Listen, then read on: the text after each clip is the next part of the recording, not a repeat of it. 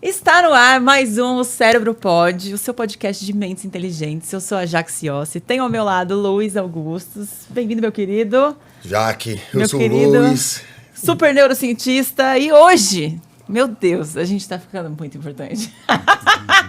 Cada vez com a mente mais apurada. Cada vez mais mentes brilhantes. Cara, que honra receber aqui um dos maiores narradores, uma das vozes mais lindas que esse país tem. Ele fez história no Capricho pra vocês, Sérgio Maurício. Ai, que honra! Que honra estar aqui também, Jaque. Luiz, um prazer muito grande. Vamos bater um papo legal aqui. Meu Deus! Voz de trilha sonora. Sabe quando você fala assim... Eu tô escutando a TV falando comigo. Você fala assim, eu lembro dessa trilha sonora. Versão brasileira, Herbert Richards. Cara, nossa, é um prazerzaço. É um prazerzaço, Prazer assim. também. A sua voz é realmente icônica. E quem está escutando o podcast agora do Spotify, com certeza deve estar conectando o Sérgio Maurício, porque ele simplesmente está entrelaçado na história do esporte. Você participou de todas as fases, né, que tivemos. Tô desde 79 nessa, né? Desde 79 no rádio, ainda garoto, com 16 anos. E aí, minha trajetória foi indo... O rádio é um grande impulso. Ele foi um impulso, inclusive, para eu começar a narrar futebol de botão, porque eu jogava mal futebol de botão, lá com os meus amigos no meu prédio. E eu nunca chegava na final. Aí, na final, tinha a partida final do botão, isso com 8, 9 anos. Eu já ouvia muito rádio, e eu imitava os narradores, o Valdir Amaral, Jorge Cury, Dolcei Buenos Camargo, eu imitava narrando e eles gostavam. E era até bom, né? Porque tinha uma narração de um cara que não chegava nunca na final, né? Que era eu. Eu sempre perdia antes. Que então, eu comecei a interessante. desenvolver a narração assim. Aí depois fui pro rádio, ser repórter e comecei a narrar o futebol, a narrar primeiro o futebol, o futebol é o nosso esporte, né? O esporte do brasileiro. Então, todos que começam no meio esportivo, eles começam sempre direto no futebol. Seja naquela época lá atrás, como hoje em dia, o futebol é a porta de entrada. Então, aí, depois da porta de entrada, eu já narrei 65 modalidades esportivas, então... Quantas? 65. 65 modalidades esportivas. Tem gente que pensa, mas nem Esportes tem isso, que nem tem imaginamos. Sim. Tem quase... isso que eu imaginei agora. Não, tem quase 90 modalidades esportivas. Eu já narrei 65. Qual foi o esporte mais inusitado que você narrou? Foi o curling. O curling é um esporte... É o que... Isso, da vassourinha. Primeiro você tem que entender o jogo. Ele se chama, assim, na linguagem popular, o xadrez do gelo. Porque você tem que ter ali um expertise de poder empurrar aquela pedra, e aquela pedra tem toda uma tecnologia, né? A superfície, e você tem que contar com seus coleguinhas para eles varrerem ou rápido ou devagar para fazer a pedra andar muito rápido ou andar muito devagar. E você tem o objetivo que é chegar no círculo, Sim, ali no centro, alvo, né? digamos assim, no target ali. E é sensacional, porque é um jogo que você tira o adversário e tal. E é um jogo, assim, ele é lento, mas é dinâmico, se é que eu posso me fazer entender ou não. Sim. Mas ele talvez, só vendo que eu falando curling, as pessoas às vezes não entendem, é um esporte de inverno, dos Jogos Olímpicos de Inverno. Esse eu acho que talvez tenha sido um dos mais inusitados, assim, que eu narrei. Não, é Mas sensacional. literalmente um jogo de É xadrez muito mesmo, legal, é muito legal. Depois que você começa a entender, e eu fiz uma transmissão, eu fiz os Jogos Olímpicos de 2014 em Sochi, lá na Rússia. Então, antes eu fiz toda uma preparação. E eu tinha lá do lado meu, era o Cláudio Marcelo, que era da seleção brasileira. E a seleção brasileira, claro, não conseguiu se classificar. A gente não é bom de esporte de inverno, né? Nosso forte é esporte... Aliás, nosso forte é o Paralímpico, nem o Olímpico. O Paralímpico a gente tira... O Paralímpico a gente dá aula. Exatamente. Dá aula. E eu fiz com ele, pro nosso telespectador, uma experiência didática. Eu falei, cara, não vamos nos preocupar com o jogo, antes de começar a transmitir, não vamos nos preocupar com o jogo em si, mas sim em aprender e explicar pro telespectador qual é a dinâmica do jogo. E você sabe que teve uma audiência nos jogos que foi impressionante. Nós não temos a menor intimidade com o curling. Tem até uma pista acho que, se não me engano, em Porto Alegre tinha, não sei se tem mais. Mas o telespectador adorou aquele jogo, porque é um jogo muito tenso. Mas né? posso te falar uma coisa que o telespectador adorou? Com certeza absoluta é o seu magnetismo e o seu carisma. Porque ele conta a história, a gente vai ficando aqui assim, ó. Tá, então me fala mais. Porque é realmente um dom que você tem de tornar... Contar as histórias. Contar né? histórias. Eu adoro contar história. E assim, narrou carnaval, que mais? Coisas diferentes de esportes que você narrou. De esportes eu narrei aquela corrida aérea, sabe a corrida aérea da Aquela Red Bull? Aham. Dos aviões, não é do Winged, não, é dos aviões, aquela dos aviões, aquela corrida aérea mesmo, né? A Air Race que se chama, né? Sim. Eu fiz motonáutica, eu fiz diversos esportes. Motonáutica. Esse é novo. Eu narrei Supermotar, que é uma categoria que mistura terra com pista, né? É um tipo, nos kartódromos eles colocam elevações com terra, então a moto vem, sobe, tá super espetáculo assim. São esportes assim, às vezes inusitados que não estão aparecendo muito. Eu fui o primeiro cara que narrou Vale Tudo aqui no que Uau. ainda se chamava Vale Tudo. Eu narrei o UFC 4. Meu Nós estamos Deus. aí no 270, sei lá. Eu narrei os 60 primeiros UFCs. Fui eu que narrei. Muita da terminologia que hoje é usada, fui eu que criei e inventei ali na hora, porque Você tem preferência para narrar um esporte? Qual é o seu preferidinho? O meu Temos preferidinho mesmo é a Fórmula 1. Eu adoro o automobilismo e a Fórmula 1, mas você sabe que quando eu sento para fazer qualquer evento, eu me preparo muito e eu gosto muito de esporte. Eu sou capaz de ficar na televisão horas vendo um cara jogar golfe, ou vendo futebol americano, ou basquete da NBA. Eu gosto de esporte. Entendeu? Então, acho que isso eu até falo assim que eu sou um cara privilegiado, porque eu faço o que eu mais gosto e ainda me pagam para fazer isso. Então, eu acho que isso é um privilégio, né? Com certeza. Para quem, Privilégio na profissão, né? Eu consegui chegar na minha profissão e hoje ser um cara, assim, acho que bem sucedido, já 47 anos fazendo isso. Poxa vida. Então, eu acho que eu sou um cara bem sucedido. Cara, eu tenho você, assim, eu trabalhei 7 anos com o Faustão, que é também um super comunicador e tem esse mesmo timing de rádio. E eu amo escutar qualquer coisa que você estiver narrando, porque você consegue colocar tantas cores e tantas possibilidades e tantas imagens e sensações para quem está em casa, que quem está em casa enxerga aquela imagem de uma forma muito mais rica. Jura? Juro, por tudo. É incrível isso, mesmo. Eu também acho. E assim, é uma agilidade mental muito absurda, assim. Eu não sei, como que você enxerga as novas gerações de comunicação? Porque eu já, que sou de uma outra geração também apaixonada por comunicação, eu tenho vontade até de fazer rádio, por exemplo, que eu sei que é uma escola que te põe numa outra agilidade mental. Como você enxerga que a comunicação hoje ela tá ficando?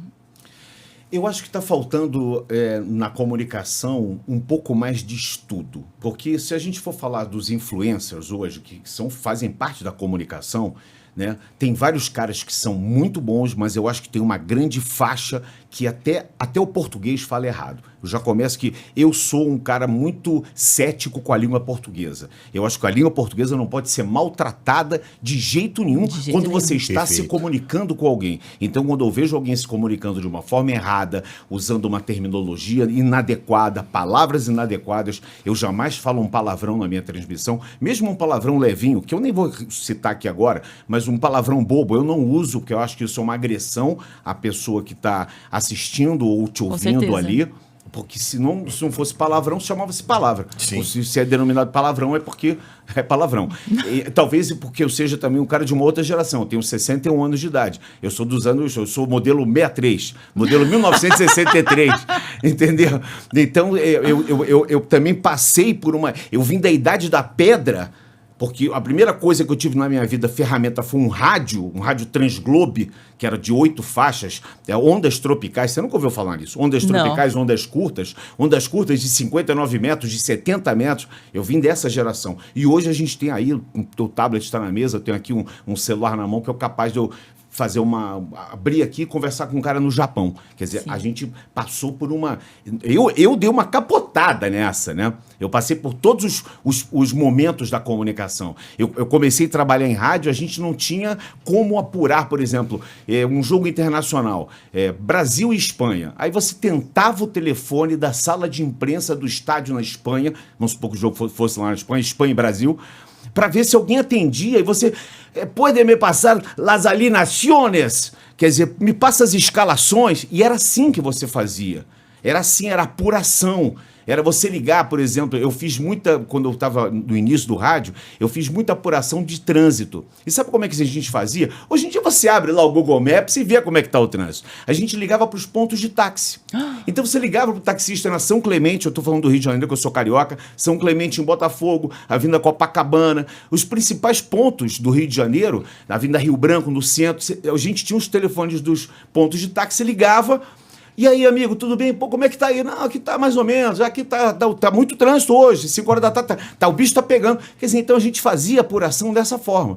E hoje você tem, quer dizer, então eu passei por essa transformação, digamos assim. Então hoje talvez eu seja um pouco rígido demais com quem tá fazendo esse tipo de comunicação e não está se comunicando de uma maneira clara. A comunicação ela tem que ser clara, ela tem que ser objetiva. A impressão que eu tenho é que a ferramenta de comunicação, ela evoluiu muito, é o que você está falando, só que o comunicador, ele está indo no sentido, parece que contrário, né? Eu brinco assim, eu tinha um professor que ele sempre falava assim, olha, eu estou no telefone, me relata aí no plantão o que está acontecendo. E eu, assim, quando a gente falava, ele falava assim, eu vou falar mais uma vez, eu estou no telefone, eu não estou vendo. O Faustão falava isso para mim, ele falou, faça o programa como se as pessoas não pudessem te ver. E ele consegue fazer isso. Parece que assim, perdeu esse negócio do contador de história. Ele veio e falou assim, sou um contador de história. O contador de história, além de ele te relatar muito aquela história que você não tá vendo, ele tá te contando e aí naquela imagem, ele conta com uma intensidade que aquilo ali se parece que você tá vendo. Tá faltando isso aqui, você tem isso sobra, Você sabe que o rádio, eu aprendi isso com os grandes narradores esportivos, assim, o Fiore Giliotti, que era aqui de São Paulo, um grande narrador esportivo, e que tinha um português clássico, né? Então ele abria a transmissão dizendo, eu vejo no horizonte nuvens que se aproximam. Quer dizer, ele fazia uma coisa quase que poética na abertura dele, né, de transmissão, posicionando o ouvinte, dizendo o que ele estava vendo naquilo ali, porque o rádio é o poder da imaginação. Se os nossos espectadores agora que estão vendo pelo YouTube, pelo celular, se eles taparem a nossa imagem e só ficarem ouvindo, né, a gente vai poder dar para eles toda a dimensão, todo o conteúdo que a gente tem aqui, sem eles precisarem olhar nada.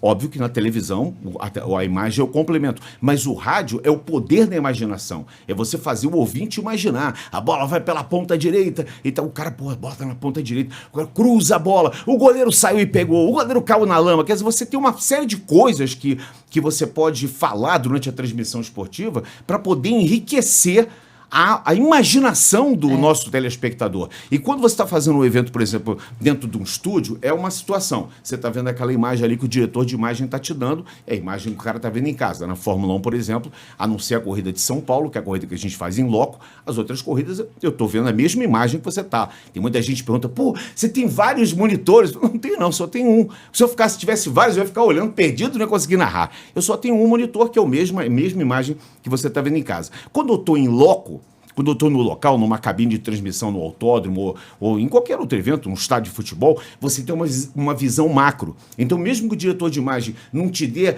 o copo do Lewis ali, eu posso dizer, olha, tem um copo branco ali, o que o cérebro pode? E aí você vai fazer o cara imaginar isso. Você vai complementar a tua narração, a tua informação com aquilo que você está vendo. Isso eu acho que é mais importante, né? É você saber bem se comunicar, né?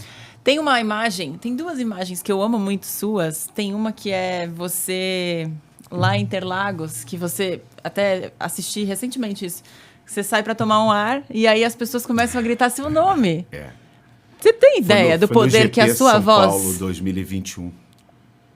Assim, você tinha ideia até aquele momento do poder da sua voz? Você sabe que aquela história é engraçada, né? Porque a gente estava na transmissão, ela foi a primeira transmissão da Band na volta da Fórmula 1 para a Band, foi 2021. GP Brasil, GP São Paulo, e o Hamilton ganhou de uma forma assim absurda. Ele foi desclassificado, ultrapassou todo mundo. Foi uma vitória daquela. No final ele ainda pegou a bandeira, repetiu o gesto do Ayrton Senna, eu me emocionei com aquilo. Bom, quando acabou a transmissão, essa imagem que você viu, já era umas 2h30 depois que tinha acabado tudo. A gente estava ali fora, se confraternizando, e eu cheguei assim perto do muro e tinha uma rapaziada assim da Williams ou da Haas, uma equipe jogando bonés. Eles tinham um lote de bonés e aquela massa de torcedores, já tinha acabado o pódio e tudo. Fica ali para pegar souvenir, boné, chaveiro que eles puderem catar. E aí, de repente, uma pessoa de lá me viu e falou, Serginho, aí mandou um coração, eu também fiz um coração. Aí as pessoas vieram se movimentando para cá. Mas a gente estava com o Rubinho Barrichello na transmissão. E o Rubinho estava ali fora. Aí começaram, Serginho. Aí eu falei pro repórter que estava do lado, eu falei, pô, estão chamando do Rubinho? Ele falou, não, cara, é Serginho. Aí quando aconteceu aquilo... Ele é muito lindo. Não, porque o Rubinho é muito ídolo, né? O Rubinho é um cara do mundo, né? Ele é extremamente gentil, extremamente, né? um cara generosíssimo, um cara maravilhoso. E ele estava com a gente. Aí quando eu tive aquela manifestação do público, eu fiquei muito emocionado porque eu me lembrei do teatro. O teatro, você tem uma resposta imediata quando você faz alguma coisa. O cara tá fazendo uma peça de teatro, ele tem aquela resposta ali, o público levanta e...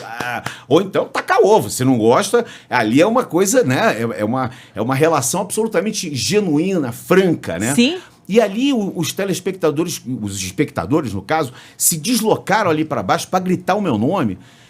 Eu acho que nenhum narrador teve uma homenagem dessa. Eu não sei se o Galvão já teve uma homenagem dessa, mas eu não me lembro, sinceramente, de alguém ter tido uma homenagem tão bonita, tão assim, foi tão... genuíno, foi orgânico ali, sabe? Então, isso é uma coisa muito legal, assim, eu fiquei muito satisfeito com aquilo e aquilo ali, você sabe, Jaque, porque eu larguei 29 anos da outra emissora que eu trabalhava, que é uma vida, né? 29 Lógico. Anos é uma vida. É a minha idade. Então, eu criei Puxa vida. Também. Eu tô velho. Ainda bem que eu tenho cartão de idoso. Eu tenho cartão de idoso pro estacionamento. Isso é bom. Paguei meia no Eric Clapton. Adorei, Ivan. Espetacular. Quantos anos você dá? Eu tenho 61. 61. Esquece, dando aula. Dando aula. Eu vou esperar se acabou, eu vou te fazer uma pergunta. Mas continua. Eu já não sei mais o fio da meada onde eu tava. Manda sua pergunta. Não, eu ia falar sobre atividade cognitiva. Não, tá 29 anos da outra emissora, era isso. Então, exatamente. Aí, e depois disso, eu troquei de cidade, troquei de emissora, troquei de tudo. Eu pedi demissão na TV Globo para poder ir para o projeto da Fórmula 1, né? Quando eu fui chamado. Então, essa foi um desafio muito grande. Eu estava muito inseguro, porque eu estava com 57 anos de idade. Você está lá tranquilinho, eu pegava a minha motoca, ia de 1,5 km, eu estava no meu trabalho, sabe assim? Trabalhando na Globo. Trabalhar na Globo, todo mundo quer trabalhar na Globo. Sim. Né? Quem não quer, né? Com todos os benefícios, uma empresa maravilhosa que é a TV Globo, né? Pertinho de casa, já ambientado, 29 anos naquilo. E aí, de repente, eu resolvi dar essa cambalhota e foi um desafio. Então, quando gritaram o meu nome, eu tive certeza, eu olhei pra cima e falei, porra, Deus, eu tive certeza que agora eu tenho certeza que eu tô, sabe, independente do que vai acontecer pra frente e tudo mais, mas eu tenho certeza de que a gente tá no caminho certo, né? Que eu fiz, exatamente. Impagável. Sabe como é que eu chamo isso, Lois? De salário emocional. Ele não tem dinheiro, cara. Não tem Pix que pague isso. Salário emocional. Quando você faz alguma coisa, alguém vem lá. Isso já aconteceu muito assim comigo, do meu chefe chegar lá, pô, meu irmão, valeu. Cara, e só isso, sabe, já é uma coisa muito legal, porque você está vendo o reconhecimento do teu chefe ali. E quando você tem um reconhecimento do público em geral que está ali embaixo, cara, sabe? Eu sou pesquisador, né, e professor. Professor é isso, né? Isso. Ganha bem? Na prática de professor, não. E isso que eu sou professor do ensino superior. Mesmo assim, você fala assim, não ganha. Mas esse tipo de salário emocional, como você colocou muito bem, é um aluno, aquele obrigado, nossa, aprendi da forma que você fala... É isso aí impagável. É isso aí que faz a gente ter motivação para... Você está formando uma pessoa. Você, com o teu conhecimento, você está passando, transferindo conhecimento e formando um novo ser que também vai ser formador. Quer dizer, isso é impagável. Isso é impagável, cara. Então, o aluno te reconhecer é como o público reconhecer. O reconhecimento é o mesmo. Você entende? É o reconhecimento de admiração, de, você passou um negócio legal para mim, você passou um conteúdo, passou uma emoção. Isso é uma coisa... Tá faltando, né? E falando muito a verdade, assim, quando a Fórmula 1 foi para sua mão, vamos colocar assim, você colocou um tempero que não tinha há anos. Há anos mesmo. E eu acho que isso... você ter tido esse reconhecimento é realmente mérito de toda essa construção, de todos esses 39 milhões de esportes que você narrou e teve que ser criativo e colocar cores e sentimentos e cheiros e fazer chegar em casa. Essa é a real. Com certeza. Você é assim desde criança? Assim que eu falo, assim, dinâmico. Eu sou. Você sabe que a minha mãe, ela conta, eu não me lembro disso, que eu gostava daquela música Calhambeque, do Roberto Carlos. Vocês já ouviram? Calhambeque é uma música, eu não consigo cantar agora, mas eu sabia a letra toda. É um rockzinho, né? Deixei meu Calhambeque no mecânico outro dia. Muito tempo. É uma musiquinha e tal. Eu sabia essa letra toda. E eu morava na Silveira Martins, que é uma rua no Catete ali. Eu sou nascido ali na Glória, pertinho da Lapa, no Rio de Janeiro, e morava na Silveira Martins. E eu ia muito com a minha mãe no museu. E na porta do museu, um dia determinado, eu comecei a cantar essa música, não sei porque, juntou gente, fiz uma roda de pessoas, e minha mãe sempre disse que eu sempre fui, assim, eu não me lembro bem disso, assim, eu me lembro, assim, já depois com 8 anos, narrando, 7 anos, mas as minhas lembranças até 4, 5 anos, eu não sei porque eu não tenho elas muito vívidas na minha mente, né? Acho que vai ficando velho, você vai apagando algumas coisas. E até o normal, HD, né? A gente fala que a primeira infância é até normal não ter essa... Antes dos 6 anos, a gente tão tem aquelas fixo, memórias... né? Tão fixas E eu apesar de ser uma pessoa tímida, vocês vão... você não é possível. Eu sou tímido. Eu sou assim, no trato social, eu sou tímido. Eu fui diagnosticado com um TDAH, então... Como? Sabe que eu ia falar isso agora? Sim, não que ele é. Eu ia falar que hoje o pessoal... quer te colocar num formato, né? Mas antigamente o pessoal falaria, é aquela criança mais espivitada, hiperativa. Mas assim, hiperatividade é vida. Né? E dá pra isso. Sua atividade cognitiva é muito boa. Exatamente isso. Exatamente essa acaba sendo uma qualidade que te permite. Eu tenho até uma tatuagem aqui, né? Eu tenho um filho que é autista, né? O Fabrício. Eu tenho 2 filhos, a Camila e o Fabrício. Eu fui investigar isso, né? Eu resolvi investigar porque eu falei, da onde que, né? Por que aconteceu isso? Não de forma nenhuma negando nada disso, de uma forma querendo... Entender mesmo, aprender para ajudar ele. Conhecer, exatamente. E aí eu fiz um exame genético e... Aí eu fiquei imaginando o seguinte, porque como na minha época não existia diagnóstico disso. Sim. Não existia. Quando a pessoa era introvertida, assim, ele fica debaixo da saia da mãe, ele fica... Era assim, a conotação era muito... Superficial, né? Pueril, exatamente, superficial, completamente. E aí depois, com o avanço da ciência, foram se abrindo janelas e portas e lacunas que foram se encaixando, digamos assim, porque nós fazemos parte de três categorias, né? Nós somos os neuróticos, tem os psicóticos e os perversos. Né? Nós somos neuróticos. Neurótico de boa, tem lá as crises e tal, mas de boa. Mas mesmo os neuróticos, eles passaram a ter várias subdivisões que se encaixaram de acordo com cada perfil, né? Cada perfil psicológico, né? Sim. Cada um tem um perfil psicológico. Né? Hoje a palavra é ser neurodivergente. Isso aí. Então você tem algumas divergências do padrão normal, mas a sua divergência é boa. Estou aqui admirado com a atividade cognitiva dele. É perfeito. Tanto de movimentação, quanto sim. Quando a gente começou, ele falou que ele gostava de improvisar, né? Eu acho isso, assim, o máximo do máximo de verdade, né? Até como os professores também são muito técnicos e poucos entram num cenário como um artista e improvisam. E narrar o jogo que está acontecendo ali, né? Você trabalha isso de alguma forma? Ou é seu? É meu. Porque eu posso começar a narrar aqui. A partir de agora, se você quiser, eu narro um negócio aqui. É uma coisa que eu não preciso nem ter muita... Fazer muita força. Muita força, sabe? Assim, Sabe uma coisa que eu sempre tive curiosidade de perguntar? Tava assistindo uma corrida de Mônaco até. Falei, será que ele fica nervoso? O pré, sabe? O pré ao vivo? Eu não fico mais nervoso. Eu acho que a gente tem que ficar tenso. Naquele momento, antes de entrar no ar, exatamente. Porque no ao vivo, você já faz televisão, faz podcast. Quando é gravado, por exemplo, se a gente tiver algum problema aqui, ele vai parar ali, aí vai editar, a gente vai dar aquela respirada e vai tirar. No ao vivo, errou, vai embora. Errou, nem pensa no erro, entendeu? Porque se você pensar no erro, falei aquela palavra, em vez de falar o S final, não falei. Meu irmão, dane-se, conserta e vai embora, porque você tem que colocar aquilo pra frente, não dá pra você parar. Não dá pra você parar a cabeça do telespectador. Não pode deixar a peteca cair. Desculpa aí, gente, sabe aquela coisa que eu falei lá atrás, nada disso? Eu errei. Não dá, não dá.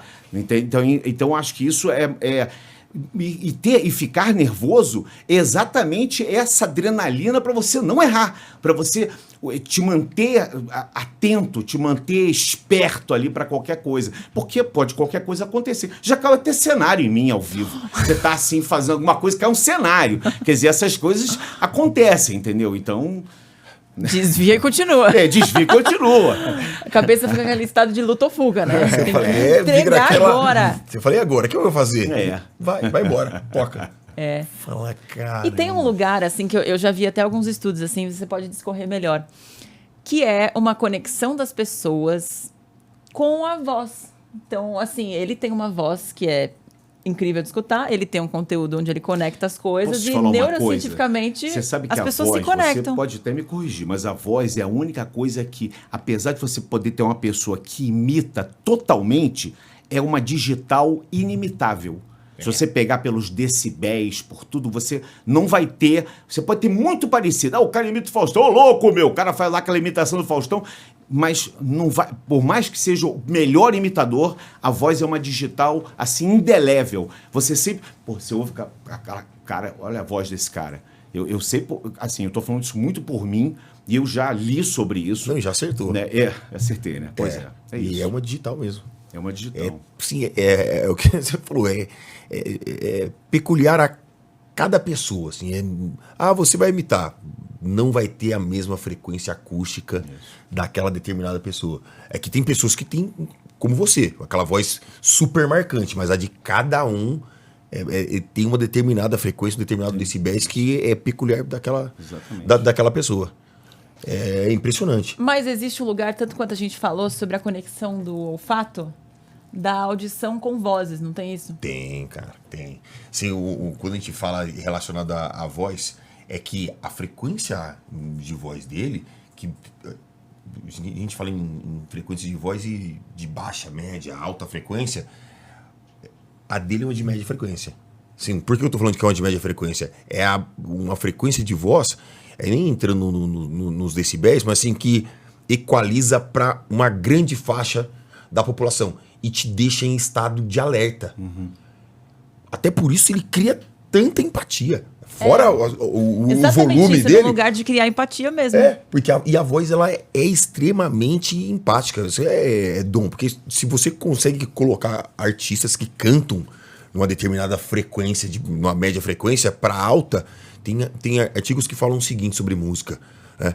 Que as músicas de média frequência elas melhoram a atividade cognitiva, porque a música ela te dá sempre uma previsão.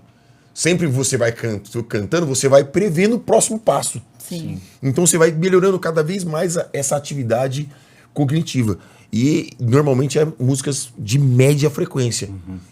E atribuem isso muito às pessoas que são inteligentes. Por isso que eu tava aqui olhando e falando assim...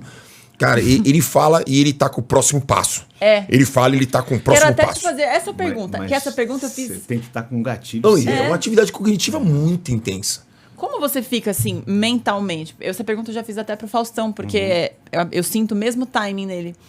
Porque o que você tá falando e o que você tá botando pra fora é diferente do que tá acontecendo aqui. Sim. Como você organiza isso? Como funciona? É até legal para quem trabalha com comunicação, trabalha com público. Você tem que ter uma distância entre o que você está falando e o que você está pensando, até para você poder se planejar. Se eu te disser que sai, você acredita?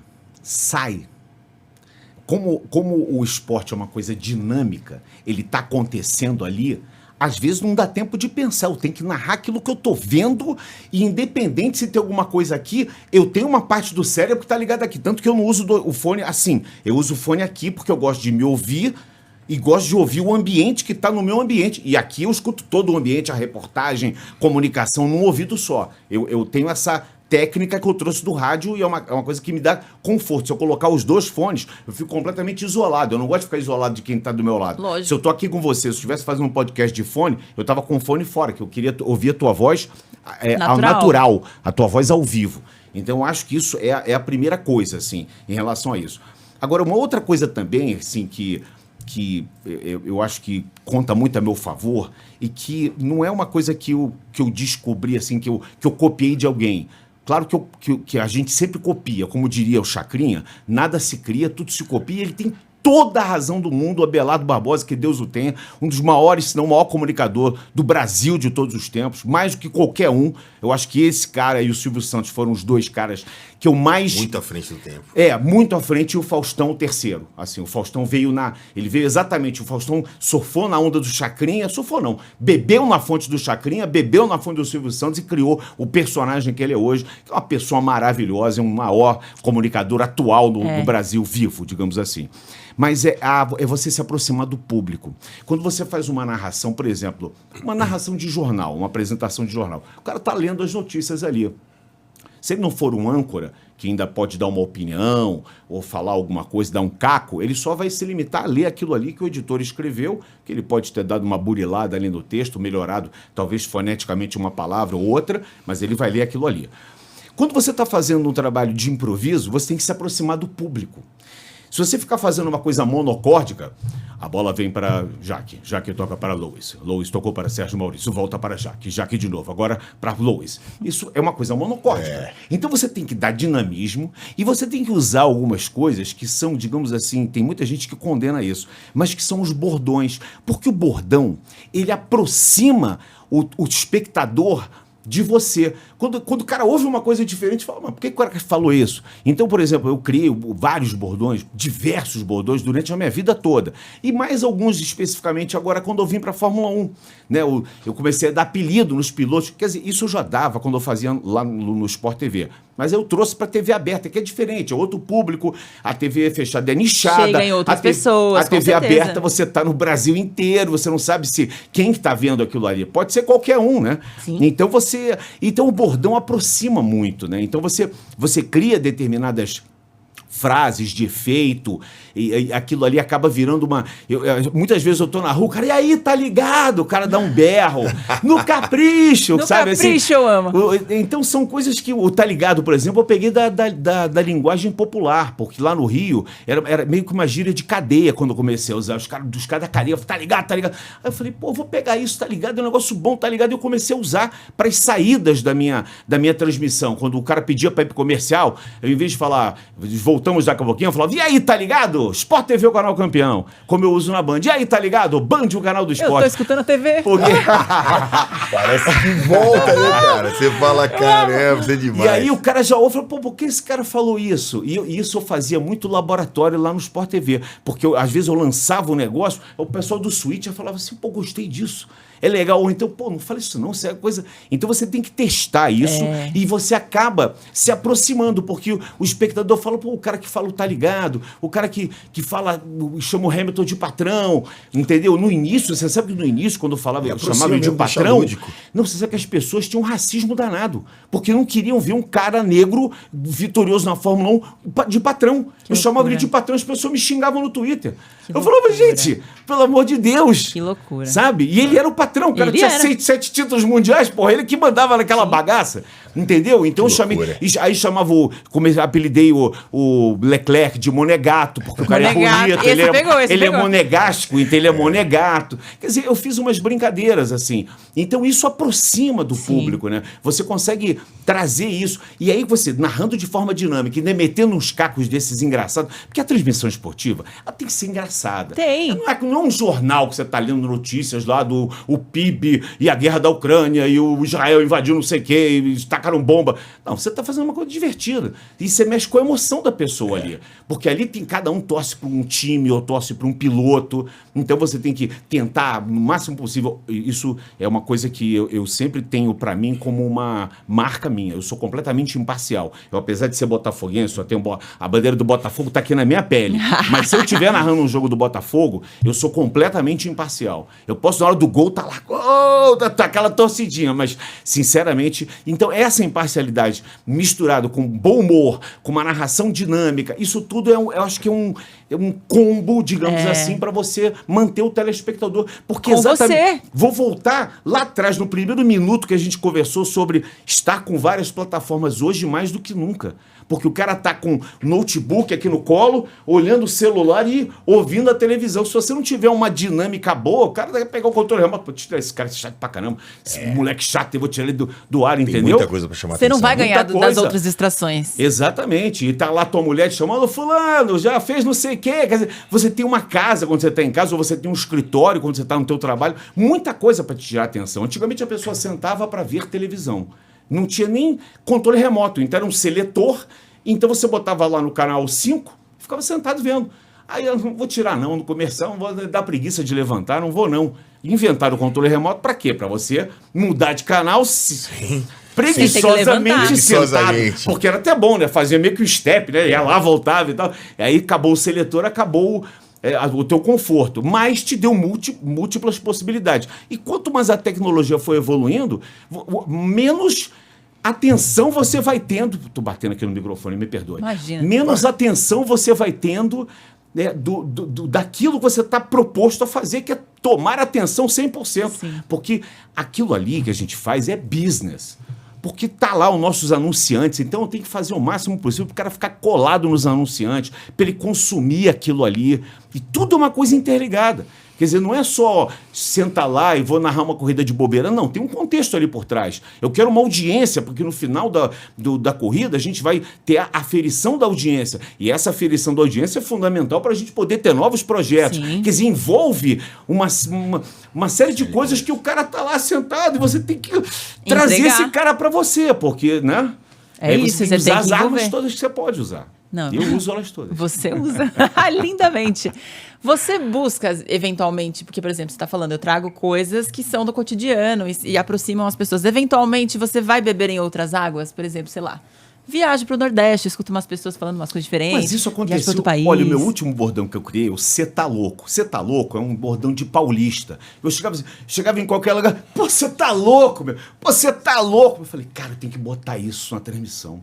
Porque no Rio ninguém fala você tá louco. No Rio fala assim, qual é, maluco? Qual é, maluco? Pô, tá maluco? Eu falei, mas tá maluco não é bom, que maluco não é legal. Mas o cê tá louco, ele até foneticamente é bom. Melhor do que tá maluco. Aí eu falei, cara, eu tenho que encaixar isso. Aí foi em 2022 que eu fui fazer o campeonato mundial e o Palmeiras estava jogando. Eu fui fazer a chave do Chelsea, aquele mundial de clubes que o Palmeiras acabou perdendo. Eu estava narrando a chave do Chelsea.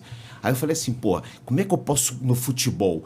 O cara vai chutar quando a bola entrar no gol, em vez de eu dar gol direto, eu vou gritar, cê tá louco? Gol! Entendeu? Aí, cara, porra, mas pegou. E tanto que no final das corridas, quando o cara vai ganhar a corrida, Max Verstappen vem chegando, última curva, é o primeiro a ver a bandeira quadriculada. Cê tá louco? Max Verstappen no capricho. Porque o cê tá louco. Parece que Você tá assistindo a corrida. Cara. Você vai voltando pra Cara, corrida. eu tenho uma dele narrando o Edu, piloto de fogão e de Porsche. Isso. Muito bom, mano. É muito bom. É muito bom. Que loucura, né, cara? Tá maluco mesmo. É uma experiência Não, sensorial. mas então é isso. Essa que você falou, beber nas fontes, é exatamente isso. Você beber... Eu acho que a fonte do povo é a melhor que tem. Você pegar as Nossa, gírias... o Faustão falava tanto isso. Porque o povo é o povo, a linguagem do povo. A voz do povo é a voz de Deus. Eu me lembro muito daquela personagem... como é que é o nome daquela atriz maravilhosa que fazia o Dona Jura? Se lembra? Ela... Solange... Frazão? Não, Solange Não, Bastos. Solange, é. Bastos ou Gomes? Acho que Solange Gomes. Solange Gomes. Ela pegou um bordão que não é brincadeira, não, tá de brincadeira. Esse bordão era um bordão da feira. Era um bordão em que, às vezes, você chegava e começava a regatear. Pô, o chuchu aí, tá de brincadeira, hein, madame? Não vai. Ela pegou esse bordão, colocou na novela, o Brasil inteiro falou isso. O Brasil inteiro falou. Quer dizer, entende? Ela pegou a linguagem do povo. Então eu falei, pô, por que não fazer isso? Então eu fico sempre muito atento. Eu fico atento quando eu fico ouvindo rádio, eu fico atento quando eu tô no Uber, que eu tô conversando com o motorista, eu fico atento quando eu tô lá no meu prédio, ouvindo algumas coisas. Eu fico atento a isso, porque... Eu acho também que o locutor esportivo não deve ficar repetindo muitas vezes a mesma coisa, porque acaba cansando. Então, eu tô sempre à busca de um bordão diferente e eu vou testando. Agora mesmo aconteceu uma muito engraçada, se eu puder contar aqui. Claro! Você sabe que o Elon Musk fez agora um foguete posar de ré, né? Sim. E eu sempre falava, foguete não dá ré, ultrapassou no capricho. Aí, porra, o sacana fez o foguete posar Agora de ré. o foguete tá manobrando. O que aconteceu? A internet inteira foi me sacanear, dizendo, tá vendo, Sérgio Maurício, agora não vai poder mais mandar o foguete, né, não dá ré. Falei, porra, tô ferrado. Fiquei a semana inteira pensando. Falei, bom. Aí eu fiquei vendo a guerra. Aí eu falei, pô, o cara mandou um torpedo. Falei, torpedo não dá ré. Esse não vai posar de ré nunca. O Elon Musk pode fazer o foguete dele lá, o SpaceX, posar de ré. Mas o torpedo não posa de ré. Aí alguém falou pra mim assim, por que você não usa míssil? Aí míssil é ruim de falar. Míssil é meio... Míssil. Torpedo é melhor. Torpedo. Dá até pra usar o R, né? Torpedo não dá ré, né? Então eu mandei essa na semana passada. A internet adorou. Que todo mundo falou, tá vendo? O cara saiu de mais uma, né? Falei, Elon Musk, ó. Aqui não, bebê. Aqui não. Aqui não. Aqui é Sérgio Maurício. Tudo mesmo. Te sacanearam por isso. Por isso, pegaram no meu pé. Caraca, todo mundo mandava pra mim. Aquele foi um vídeo que o foguete vinha e pousava direto. Ele veio aqui, né? Eu tive que apagar 50 mil mídias do meu telefone só desse vídeo. Mas é muito do que a gente falou até no episódio anterior sobre a simplicidade. A simplicidade é o mais cativante. Exatamente. E o assim, simples é mais fácil. a televisão, ela é um jogo de você ter o máximo de pontos de contato possível. Quanto mais você não sabe quem tá do outro lado. Você não sabe se a sua transmissão tá chegando no Acre, ou é lá no Chuí, ou o quê. Mas como que eu posso me comunicar da forma mais clara, que abrace o maior número de pessoas possível, né? E até, por exemplo, o Faustão, ele batia muito em palavras em inglês. Não fale palavras em inglês. Sim, eu também acho. Fim da Não picada. fale. Eu acho. Esse negócio da terminologia em inglês, todo mundo usa as palavras em inglês. Gente, o português é uma língua... Tão rica. É tão rica. Tem tantas palavras lindas pra gente usar. Aí, não, estou fazendo um job. Pô, tá fazendo um job é o cacete, cara. Fazendo um Sabe? trabalho. Fazendo um trabalho. Tô fazendo um serviço. Você tem várias palavras pra dizer. Você faz o job. E o job agora, inclusive, caiu numa conotação errada, né? Porque o job, olha só. Pegaram o job do inglês e virou uma conotação errada. Você vê o que é a linguagem... Virou outro job. É linguagem... Isso é linguagem popular. É. Acabou virando. Você entende? O Então job eu é acho. outro agora. Entendeu? Olha só, desculpa aqui se eu tô. Caramba. Tem os meninos que gostam das do Job e tem as do CAPS. Exatamente. Também tem. Pois é. Então eu acho que isso, a linguagem, ela tem que ser o mais direta, objetiva e, olha, como nós estamos no Brasil, ela tem que ser a mais brasileira possível. Nossa língua é língua portuguesa brasileira, né? Porque tem língua, a portuguesa falada em Serra Leoa, a portuguesa falada em Moçambique, em Angola, em Portugal, que é o português castiço mesmo, mas a nossa língua é a língua brasileira. Então nós temos que saber usá-la da melhor forma possível. E nós somos um país com um sem número de sotaques. Sim. Você sai do sul e chega no Nordeste, você pega um avião em 3 horas depois, Parece 4 horas depois, país. você tá em outro país. Aí você país. pega do Nordeste, vai pro Amazonas, você tá em outro país. Aí você vem pro Mato Grosso, você tá em outro país. Você vai pra Tocantins e vai pro Rio de Janeiro. Outro a gente país. só fala, isso aí, amigo e tal, aí Fofura. mané, fofura e tal. Você entendeu? Você fala o X, né? O X da questão, quer dizer, são vários sotaques. Deus me livre de falar uma língua que não tem a palavra giripoca. Não tem graça. Cara, vou até aproveitar e vou botar uma pergunta. Quero escutar a sua opinião. Linguagem neutra. Qual é a sua opinião a Eu respeito? acho o fim da picada. Isso não existe. A linguagem neutra, ela não existe. Não existe linguagem neutra. Aonde que está o livro de português? Aonde que está o manual da linguagem neutra? Não existe. Não tem. Porque o português é tão simples. Se você está falando, eu estou aqui com todos vocês, está incluindo a nossa querida produtora, a Bruna, que está sentada aqui, a Jaque, que é uma mulher, o meu amigo, que eu não sei o nome ali, por favor. Diogo. O Diogo. Ixi, Maria. O Júlio. O Júlio Diogo. O Júlio e o Lois. São todos. Todos. São todos vocês. Eu não preciso ser todes. Sim. Por que todes? Não existe todes. Maltrato português. Não existe isso. Eu acho, sabe, assim, uma coisa tão... É até bizarro. É até difícil de falar. Quer dizer, é uma bizarrice isso. Não tem necessidade, né? Não Olha, tem necessidade. O português abrange tanto, né? Joga contra a inteligência. Eu acho que sim. Porque eu não vou admitir que o meu filho aprenda todes. Porque ele não pode, ele tem que aprender todos e todas. E isso é o suficiente para ele poder se referir, usar isso quando ele quiser se referir a várias pessoas. Se forem só mulheres, são todas as mulheres. Se forem só os homens, são todos os homens. Se forem homens e mulheres, são todas aquelas pessoas. E acabou. É isso. São 3 regras gramaticais e você não tem mais... Entendeu? E ela abrange vai todo mundo. Ele vai se perder na regra gramatical. Exatamente. Quer dizer, então... O nível de reflexão cai. Isso é loucura esse tipo de É coisa. loucura, é loucura. Eu acho que isso... E é uma imposição que está havendo aí de uma certa parte da sociedade, que eu não estou falando aqui politicamente, eu estou falando isso socialmente, que é um desserviço à nossa forma de viver.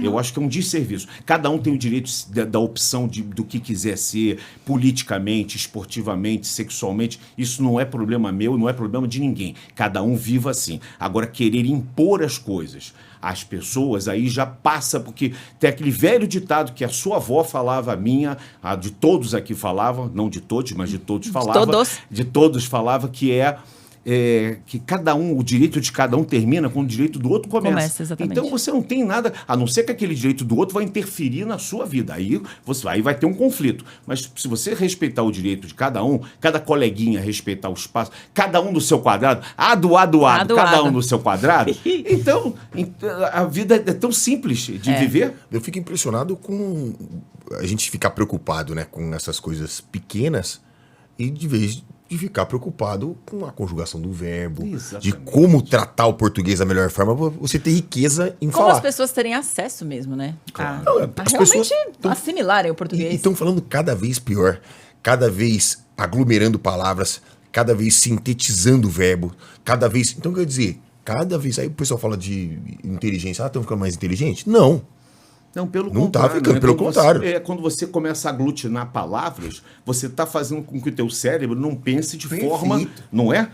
Como é que você vai pensar se você começa a falar sobre... Até a forma de escrever. Assim, você começa a escrever, aí alguém vai escrever, você pode jantar comigo essa noite? Aí VC, pode jantar CMG.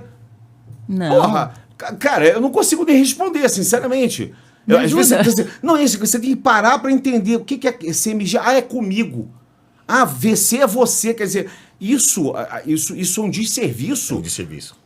Mas isso você sabe também que passa muito pela falta de leitura. As pessoas pararam de ler. Algumas que leem, apesar do que, por incrível que pareça, o número de livros no Brasil aumentou. Ano passado, o número da produção de livros físicos aumentou. Eu não sei te explicar o porquê disso. Porque, da mesma forma que aumentou a produção de livros, caiu... Mas eu posso te dar um dado chato. A produção aumentou, a qualidade diminuiu. Sim, pois é. O que mais vende? Livro de autoajuda. Sim. Né? Os livros bons, categóricos, com informação... Conteúdo, de verdade. O pessoal não quer. Não quer quando o português é robusto, tem muita coisa, o pessoal não quer. Aí entra a leitura dinâmica, que é um mal que assombra o planeta. O cara fala assim, eu vou usar uma leitura dinâmica ou eu vou um audiobook. Tudo bem, você quer fazer isso, você faz. Mas você lê, como o Sérgio até estava falando, você lê e lê em voz alta, escutando sua voz, é o melhor exercício que você pode fazer. fazer. É o melhor exercício cognitivo que você faz. O case vivo aí, ó. Ele estava falando de improviso. Você improvisar algo melhora muito a atividade cerebral.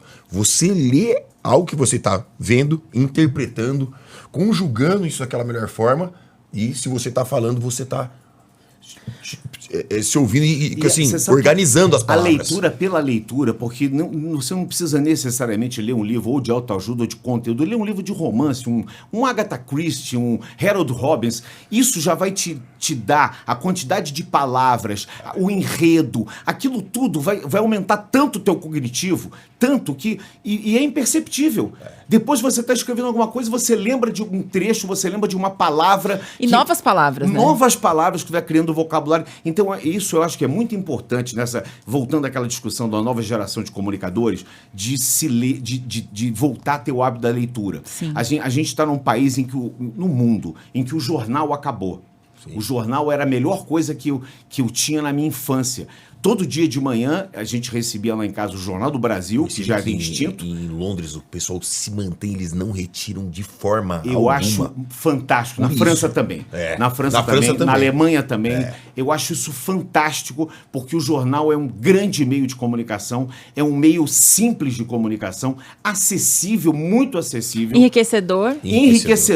E assim, eu acho que também não te põe num estado de ansiedade, porque ele não te dá imagem, mas ele te dá informação. Ou ele te dá uma imagem estática. Exatamente. E hoje, a nossa exposição a telas, eu acho que bota a cabeça num estado de ansiedade e de dopamina barata que as pessoas não conseguem sentar para ler um livro. E você sabe Ela não de uma consegue coisa, se quando concentrar. você está com o livro, com o jornal na mão, se você quiser parar de ler, você pode voltar a ler. Não é uma coisa de Instagram que você perdeu a leitura e apertei a casinha, voltou, todas aquelas... Perdi. Ou então você está no TikTok e você perdeu aquela ali. Você entende? O livro é uma coisa que tem cheiro, que você pega, ele tem fotos. Te permite anotar. Permite anotar, fazer anotações. E eu tenho feito uma coisa que eu vi um filme que eu achei muito legal, que era, eu não vou me lembrar agora o nome dele, que era um professor. e que ele ia esquecendo livros nos ônibus, no metrô, ele ia esquecendo. De propósito, para fazer com que as pessoas se interessassem e lessem. Então eu tenho lido alguns livros, eu sou muito ciumento deles, eu guardo eles para mim. Esse ano eu já li 5. E dos 5, 2 eu guardei porque são livros assim, um é do Santana, do Carlos Santana, aquele guitarrista. Eu sou apaixonado por ele, para mim um deus da guitarra, e eu tô com uma biografia dele de 300 e poucas páginas que eu tô terminando. E o outro livro foi um livro do José Carlos Passe, que é um piloto de Fórmula 1, que é o nome até do autódromo. É um livro do Luiz Carlos Silva, que é o José Carlos Passe, é um campeão mundial sem título. Que esse livro também, pelas fotos e tal. Mas os outros 3 que eu peguei, um livro de direito e tal, eu esqueci. Sabe assim, eu deixei ele, um eu deixei na Band, outro eu deixei lá embaixo no prédio. Espalhou a palavra. Porque eu acho que o livro tem essa dinâmica também. Sim. Porque, por mais caro que ele possa custar, e o livro não é caro, assim, você fazer isso, você está dando a oportunidade das pessoas lerem e de repente chega um livro que... Você sabe que às vezes eu tenho isso? Eu chego às vezes num lugar, numa biblioteca, ou às vezes até no shopping, quando tem aquelas feirinhas de livro, aí você vai assim, aí você fala, caramba, era um livro que eu precisava. Assim, sabe, que está acontecendo alguma coisa contigo. Aí você fala, pô, parece que né? Tá falando comigo. Tá falando comigo aquilo ali. O livro tem essa dinâmica que essas telas não têm. Por mais que seja tecnológico, é frio. E eu acho que tem uma coisa que eu já vi até estudos sobre isso, por exemplo, ler papel e escrever. Tem uma outra assimilação, né, do conhecimento. A Finlândia está voltando com estudo nesse molde, né? Porque assim, é simples, você perde um órgão do sentido. Sim. Então, você está escrevendo? Você tem o tato? Ah, não estou usando o tato. Tá perdendo um órgão no sentido. Perdendo aquela sensibilidade e passando aquela informação para o sistema nervoso central. Sim. Ah, eu tô lendo. Tá lendo, você tá vendo e interpretando? Não, só tô vendo. Porque as pessoas, elas pegam a palavra, elas enxergam a imagem, né? Elas não interpretam. Sim. Você visualiza, né? Você visualiza. Você está perdendo informação. Então, você, na verdade, você não está alimentando o seu cérebro. Sim. E você sabe uma coisa, uma técnica, por exemplo, que eu tenho? Quando eu saí do Sport TV, eu tinha o slogan que era Sport TV, o canal campeão. Eu falei, caramba, eu vou falar isso na Band. Eu vou falar isso. Vai ser um momento horrível que a primeira transmissão comecei a escrever em caneta vermelha bem grande. Band, o canal do esporte. Pegou. Claro que teve um momento em que teve um lapso de um dia numa transmissão, eu saí com Sport TV, o canal do esporte, porque o Sport TV já estava na minha boca há 29 anos, falando a mesma coisa, a mesma palavra. Mas o fato de eu ter escrito a palavra em letras vermelhas ali para chamar a minha atenção, eu nunca mais depois desse dia eu falei um outro nome que não fosse o nome da Band. Isso é uma coisa que fixa. Escrever fixa o teu... E sabe que eu lembro de um episódio desse do Kleber Machado no SBT, narrando também um jogo de futebol. Porque é isso, você falou tanto, como? E tem um negócio que é muito louco, ele dando dicas aqui, sem querer, mas assim, é uma super dica mesmo, porque assim, a gente tem áreas no cérebro, uma, né, que vai de sensibilidade, que vai levar a informação, uma área de planejamento. Então, vai vir informação? Vai ter uma área de planejamento, uma área lá suplementar e uma área que vai executar. Até então, você tem que pegar, tá fazendo, ele vai mandar a informação, você vai planejar aquilo na sua cabeça para criar uma memória. Porque senão vai ficar a memória antiga. Eu acho que isso é até uma coisa legal que você poderia dividir com as pessoas em casa. O passo a passo do estudar.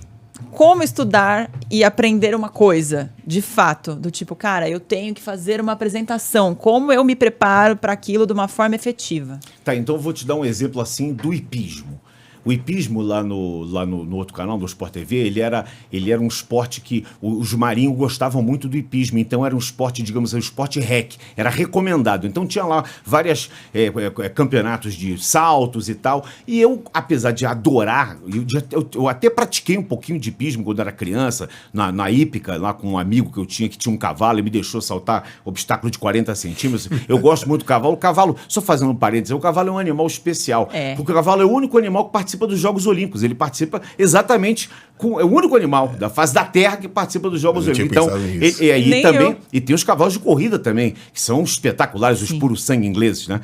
Mas então, essa era a REC, e eu nunca tinha narrado hipismo. E eu estava com o Monzon, o João Carlos Monzon, que é um mestre e tal, Mas eu falei, pô, eu preciso estudar isso mais. E eu comecei a pesquisar, já, na época já de internet, eu comecei a pesquisar tudo sobre hipismo. Como é que era o que se significava aquilo ali dos saltos, como é que se contava, por exemplo, porque é uma coisa interessante, quando você tem um circuito, o cavaleiro tem que contar quantos passos o cavalo vai dar a cada obstáculo, não é assim aleatoriamente, o cara vai lá e, vamos pular, não é não. Ele sabe quantos lances, na verdade se fala lance, quantos lances ele vai dar até cada obstáculo. Até o outro, e né? cada obstáculo, ele tem um seu grau de dificuldade. Um é um pouco mais alto, o outro é vertical, o outro é um oxer. Então isso tudo, para você poder passar uma informação crível, uma credibilidade, e você passar segurança, você tem que estudar sobre isso. Porque, por exemplo, um garoto aqui, qualquer um, se a gente pegar, narra futebol, ele vai narrar futebol, porque futebol ele tá vendo o tempo todo, ele não vai precisar estudar. Mas se eu falar para ele, pô, narra aí, um jovem narrador, narra uma corrida de... Uma partida de cricket. Uma partida de cricket, você vai ter que estudar para isso. Não tá no nosso... Então, eu acho que o principal, quando você vai fazer algum tipo de atividade, e isso aí eu acho que seja qual for a atividade, você tem que estudar e se preparar muito. A minha filha faz aula exatamente de preparação de pessoas, ela se tornou uma comunicadora, ela é advogada, mas se tornou uma pessoa que ensina as pessoas destravarem o lado da comunicação. Às vezes você tem muito conteúdo, você estudou pra burro, mas você não consegue colocar pra fora aquilo, porque simplesmente você tem um mecanismo de travar. E um dos mecanismos da trava é você planificar aquilo ali. Então você colocar, não, vou começar por aqui, vou fazer aquilo, aqui vai ter um stand-by para mim, porque, por exemplo, numa corrida, se tiver a bandeira vermelha de 2 horas, eu tenho um monte de informação aqui, porque, porra, daquela pista, do que aconteceu, para você poder dar o famoso information. Futuro. Isso, entendeu? Então isso é muito importante, você fazer um planejamento, um estudo. Mental. Ter conteúdo, né? Exato, o mapa isso é mental. fundamental. E conteúdos fundamental. adjacentes, né? Que possam te defender no Exatamente, caso de porque não é só o sobrepasso. improviso, você tem que ter todo o material. Você está com as tuas chamadas todas, você está controlando o tempo, tem uma série de atividades. Então, para tudo isso, você tem que se preparar. Tem que haver preparação. Não dá para você sentar na mesa e sair fazendo. Recentemente eu li um livro sobre negociação e técnicas de negociação. É exatamente isso. Não deixa de ser uma apresentação. Claro que é. Você tem que sentar na mesa Claro. munido de Sim. Sabe quando as pessoas conteúdos e argumentos para poder aprendem desenrolar. um novo idioma, né, por exemplo, e o ideal seria criar um mapa mental. Mas aí as pessoas falam assim, mas eu tenho uma dificuldade. Né? Como o Sérgio acabou de falar, você tem que ter conteúdo primeiro. Então não adianta, você tem conteúdo para aquilo. Né? Então você se muniu de conteúdo, você leu, você tem informações, você tem palavras para depois você ter esse mapa mental. Que é o mapa mental ele que vai interligar várias areazinhas do cérebro para você ter essa facilidade, né? Uma vez um amigo falou assim, mas tal pessoa improvisa bem com você. Mas improvisar é o último estágio do negócio. Sim. Você tem que ter muita informação. Conhecimento. E o seu mapa mental ali bem formado e hábil, né? O cara, cara, improvisar é a última etapa. Os caras que improvisam, eles já estão muito na frente. Né? Verdade.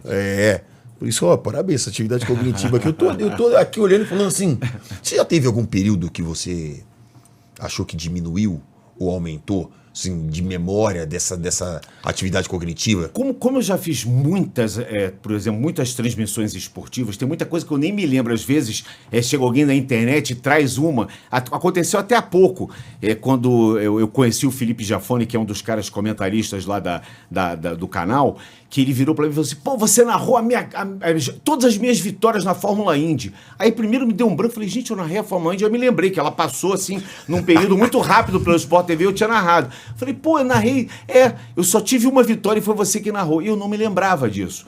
Quer dizer, tem coisas que às vezes você passa pela memória, porque são tantas e tantas e tantas narrações esportivas que às vezes foge um pouco. Às vezes foge, até por exemplo, mesmo no decorrer do ano, você fala, o Verstappen bateu, foi na corrida da Espanha ou de Mônaco, dá aquele branco, porque a gente também hoje tem tanta Espanha, informação, foi Espanha, tá. de tanta informação que às vezes congestiona em bota, mas eu nunca senti, por exemplo, uma perda de memória, ou assim, falar, caramba, mas eu sabia aquilo, agora eu não sei mais.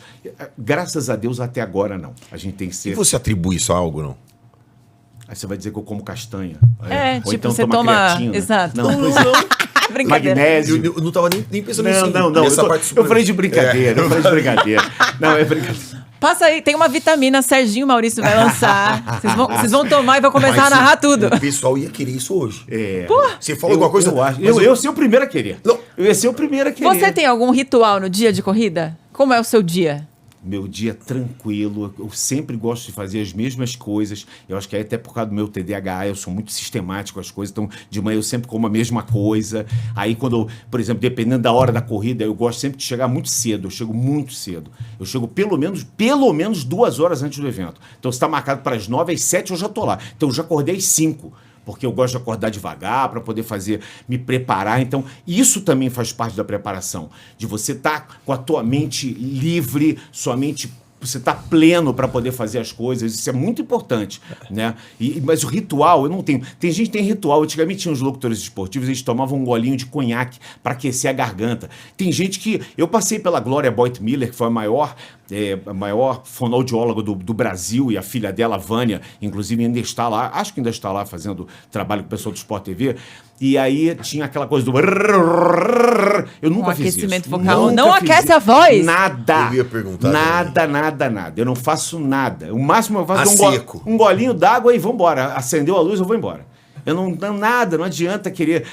Toma gengibre com canela da Índia. Não adianta. Algum dia você já acordou sem voz? Já. Olha, eu vou te contar, essa história é sensacional. Jogos Olímpicos de 2012, no dia da medalha do Arthur Zanetti. Um dia antes, eu estava fazendo um evento de judô e depois do judô eu ia lá pro palácio de... Não é o Palácio de Buckingham, não. Agora não me foge o nome. Onde estava montada a arena de vôlei de praia.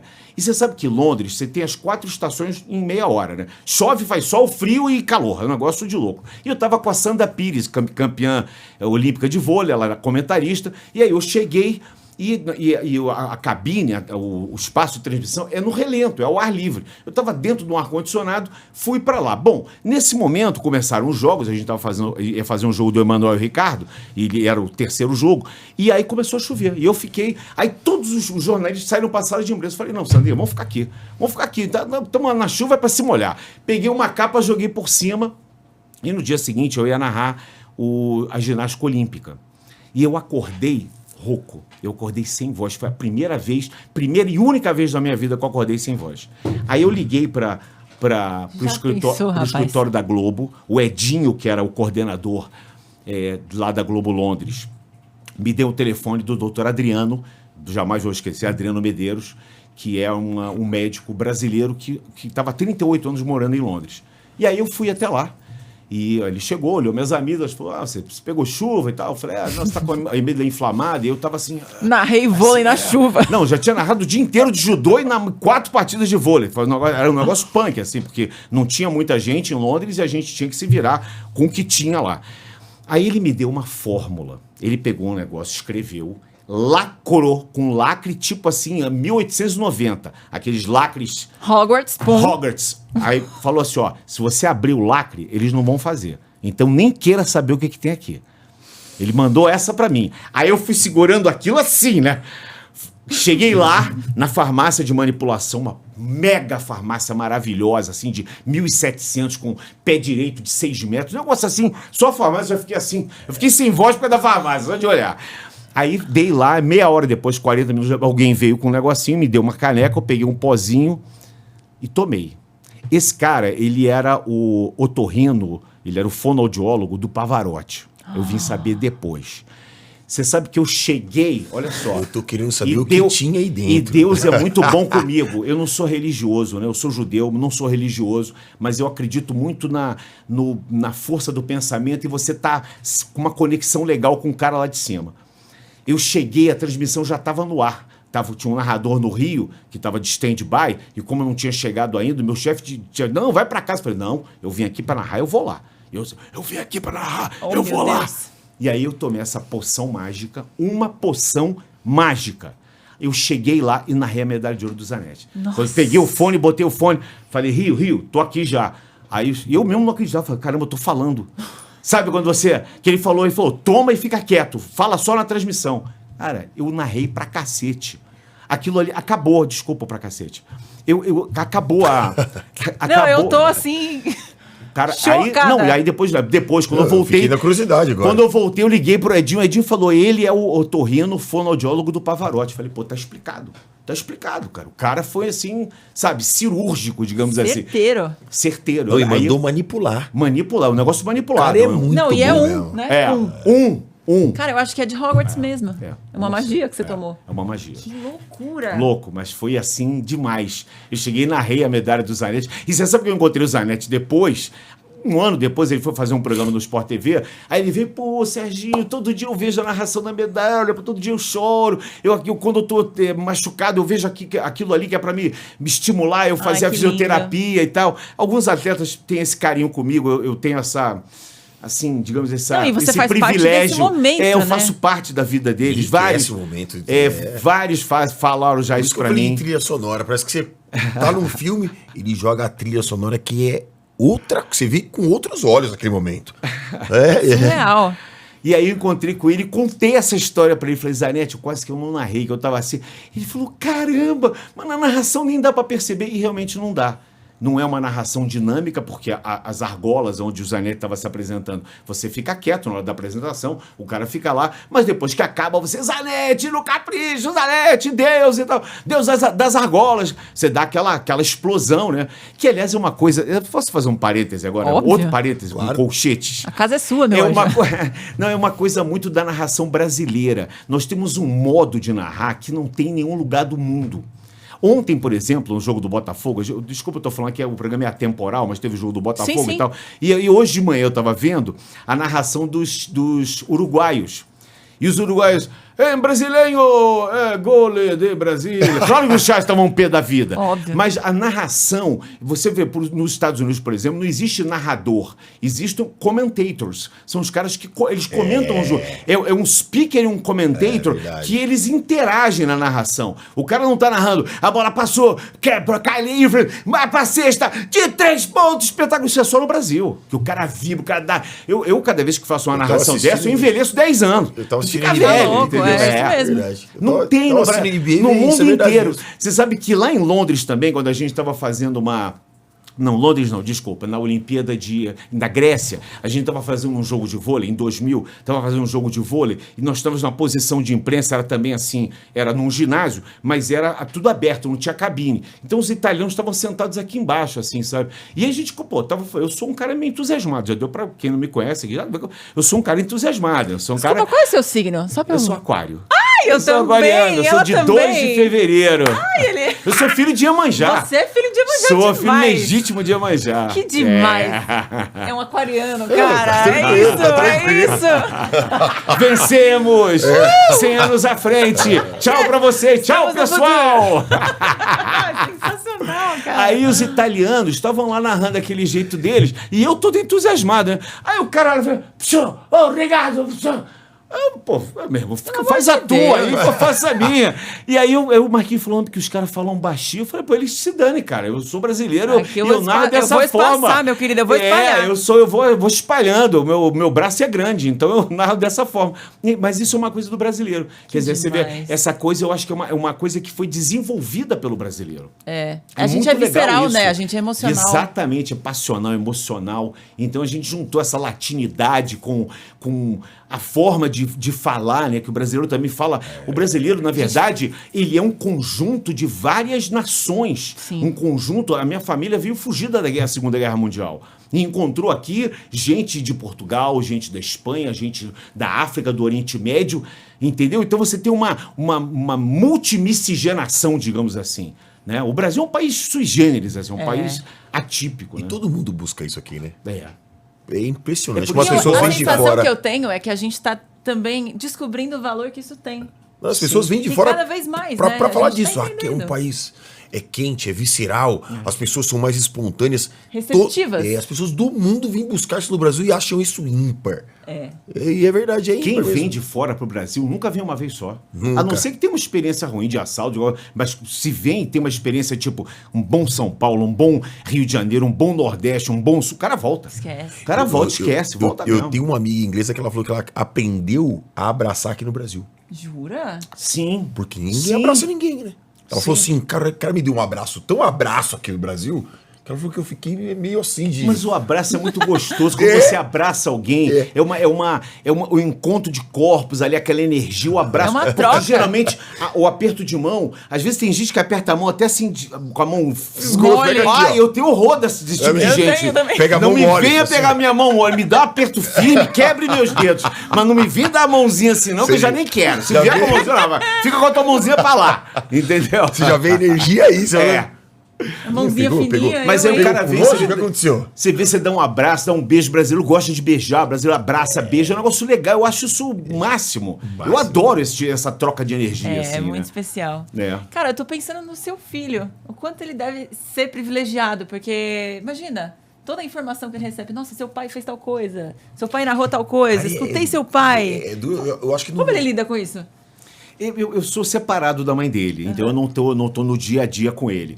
E ele também, por ser uma criança autista, ele às vezes tem momentos em que ele me reconhece e às vezes alguns momentos eu passo para ele porque ele tá no mundo dele. Então o Fabrício vai fazer amanhã 8 anos, dia 25 de outubro ele completa 8 aninhos.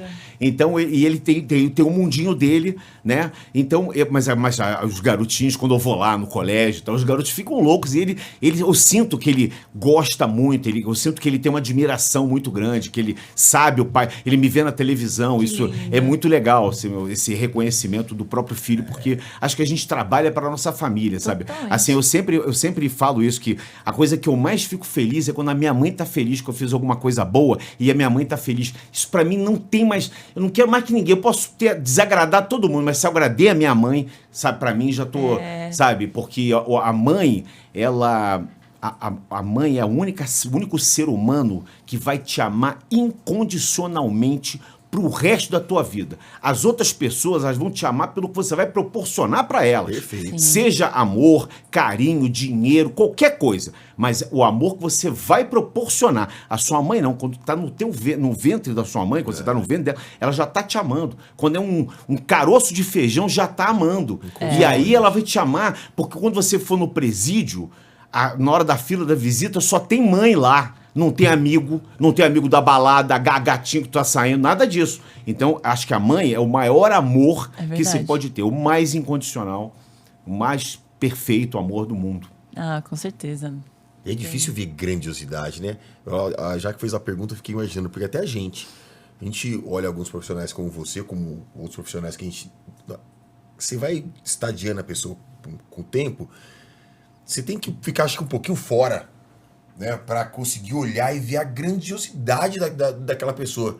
Porque faz parte da comunicação do Brasil, né? As pessoas... Aí tem vezes que o cara fala, você já... Eu vi, tal. Aí depois de anos você vai vendo... Nossa, mas anos de narração. Todos os esportes. Todos não sei o quê. Todos blá, blá, blá. Narra qualquer coisa, Você a qualquer hora. janelas, vai abrir tem um a monte de janela, pop-up aberto aí. Você fala, porra, cara, mas é que nem aquele atleta, você olha na hora que o cara vai ver as estatísticas do cara assim, você fala, louco, mas Eu posso falar uma coisa pra vocês, muito sinceramente, que eu nunca falei pra ninguém. Às vezes eu nem acho que é tudo isso. Nossa assim, eu Senhora. juro. É porque eu faço isso porque eu gosto muito. Mas isso é que é bom, né? Eu me dedico a isso, sabe? Assim, eu vivo pra fazer isso, entendeu? Eu me preparo, por exemplo, fisicamente. Eu fui um cara que cuidei da saúde, jogo tênis, faço ginástica, corro, faço malhação. Me preparo vocalmente, ou seja, é óbvio que eu não fumo, bebo gelado, claro, tomo minha cervejinha, mas com parcimônia, não uso pedra de gelo. Eu faço coisas, eu sempre me preparo para fazer e para dar ali o de meu corpo e melhor. alma. Para dar o meu melhor. Eu procuro dormir bem, estar bem descansado, não comer coisas que possam me prejudicar. Pô, não vou comer uma feijoada um dia antes que eu vou narrar, porque vai que dá um problema. Você entende? Você tem que se planejar para isso tudo. Por exemplo, se eu vou narrar, eu não como nada que possa me provocar gases, porque durante a narração eu posso sentir vontade de arrotar. Sim. Então isso é ruim, você às vezes não consegue coordenar. Então, mas isso tudo faz parte da minha preparação desde que eu comecei, desde que eu entendi que eu ia ser um profissional daquilo, digamos assim. Sim. Não desde que eu comecei, mas desde que eu entendi que eu preciso ser profissional, então eu preciso cuidar de determinadas coisas que são fundamentais para que eu possa dar o meu 100%. Porque nem sempre você dá o seu 100%. Às vezes também você está com algum problema em casa, você está com algum problema na tua vida, e aquilo ali às vezes reflete. Eu sou muito transparente. Às vezes eu chego na redação e fico quieto. Serginho, o que houve aí? Porque eu sou um cara que estou sempre Tô sempre afora. contando histórias como eu estou aqui, né? Falando ininterruptamente. Bom, eu até brinco que assim que é bom. se eu ganhasse 1 centavo por palavra, eu estava multibilhardário. 1 centavo, hein? Poxa. Não é 1 cento, não. 1 centavo brasileiro mesmo. Não. Mas então é isso. Isso faz parte também da rotina, né? Mas eu, sinceramente, às vezes eu não acho isso tudo. Nossa. As pessoas ficam assim, pô, cara, tu Você é um é mito. inspirador. Eles escrevem isso. Eu falo assim, gente, eu não sou mito. Eu vejo outros mitos. Mas Não. eu acho que esse é o segredo. Você é inspirador. E o Faustão é exatamente igual. Esse é o segredo. Eu nem acho que é tudo isso, não tem nada a ver. E assim, tem um lugar de comprometimento que é absurdo. É isso, é o Posso seu falar uma outra comprometimento. coisa pra A vocês? pessoa se colocar no papel da humildade, Eu não vejo. Ele não fica criando um monstro na cabeça dele. Com certeza. Porque na hora que você se vê como um super monstro, Não, claro. você cai nessa Não, cilada. o tombo é muito pior. É. O tombo é muito pior. Pô, até porque a nossa vida é um tempo. Esse A nossa papel da vida humildade é um é- eletrocardiograma. Você fica assim o tempo todo. Emocionalmente, profissionalmente, familiarmente. É um eletro. Entendeu? Né? Mas é difícil fazer isso. Não é Ou a difícil. pessoa se vê dessa forma. Mas Normalmente entra a soberba, então eu sou super, aí você cai nesse papel. Você não da pode cilada. cair, isso aí é a maior cilada. Esse é a maior comprometimento que você cilada. estava falando é da pessoa que se vê num papel de humildade que ele faz tudo. Mas os ritual pra grandes trabalhar. profissionais são assim. São assim. Eles são assim. E não é que eu tenha imitado eles, não. É porque quando você chega num determinado ponto e você olha para os lados e vê os caras que são grandes profissionais, eles fazem a mesma coisa que você, sem ninguém ter dito que é para fazer. Porque não existe... Sabe o que acontece? Não existe uma escola de narração esportiva. Ninguém entra na faculdade, eu sou formado em jornalismo e radialismo, ninguém entra na faculdade e aprende a ser narrador esportivo. Você aprende a fazer release, aprende a escrever, aprende a fazer um monte de coisas técnicas do jornalismo, o como, quando, onde, porquê, as perguntinhas básicas para você sair na rua e tal. Isso é uma coisa, é a parte teórica toda, mas a parte técnica você vai aprender quando você Fazendo. estiver fazendo. E a narração esportiva, ninguém te ensina. Eu aprendi ouvindo os narradores, narrando futebol de botão, depois narrando futebol, e aí os outros narradores mais antigos, não fala isso não, fala aquilo, não comete esse erro. Aí você aprende a técnica, porque no rádio, por exemplo, dando um exemplo do rádio, a cada 5 minutos você tem que chamar o placar, então você fica de olho no relógio. Isso tudo você não aprende na faculdade, na escola não te ensina isso. Eu tenho futebol assim. de botão.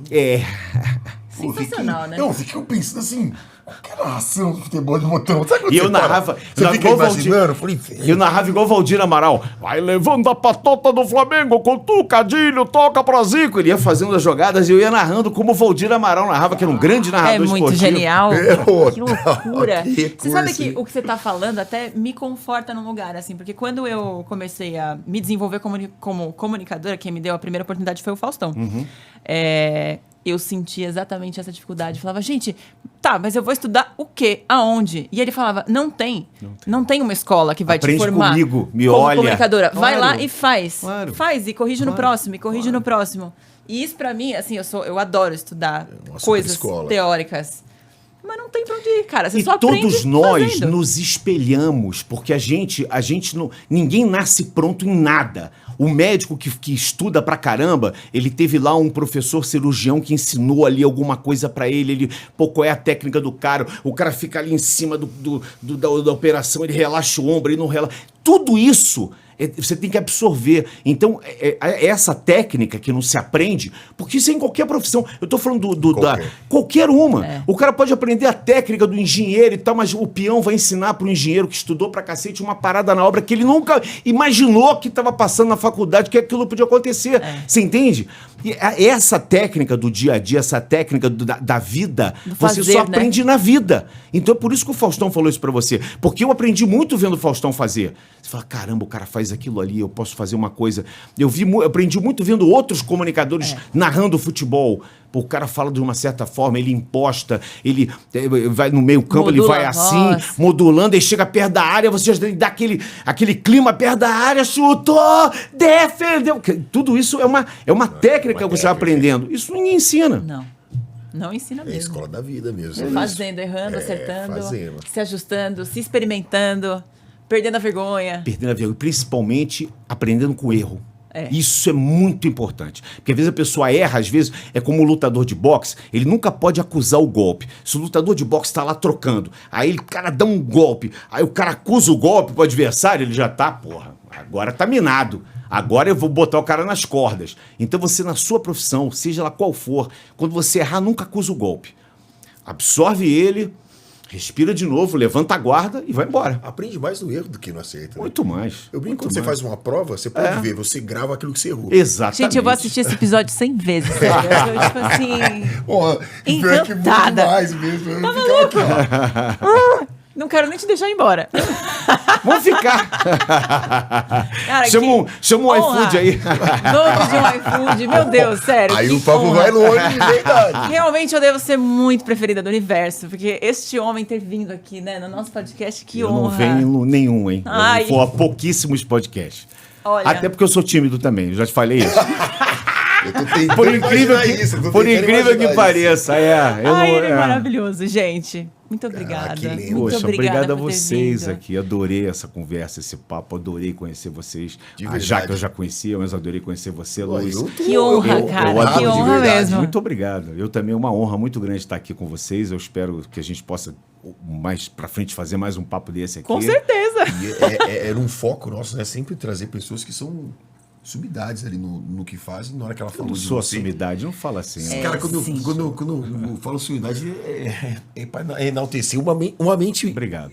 extremamente Brilhante. especial. E que eu achava, olha, eu vou falar um negócio pra você, que eu achava que era especial pela sua narração, aqui observando, É muito. mais espaço, mais. É muito. Assim, a habilidade cognitiva que eu estava observando e ele falando, e eu falava, caraca. Porque depois você falou, eu perguntei da idade, eu fiquei, não, ele deve estar de sacanagem.